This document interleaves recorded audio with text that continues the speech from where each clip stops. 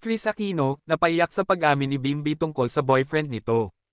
Sa isang kamakailang interview, napaiyak si Kris Aquino nang magbukas ang kanyang anak na si Bimby Aquino tungkol sa kanyang boyfriend. Ang pag-amin ni Bimby ay nagdulot ng emosyonal na reaksyon mula kay Kris, na nagsabi na ito ay isang mahalagang hakbang sa kanilang relasyon bilang pamilya. Ayon kay Kris, bagaman siya ay masaya para sa anak, hindi maikikaila ang halo-halong emosyon na dulot ng mga bagong yugto sa buhay ng kanyang anak.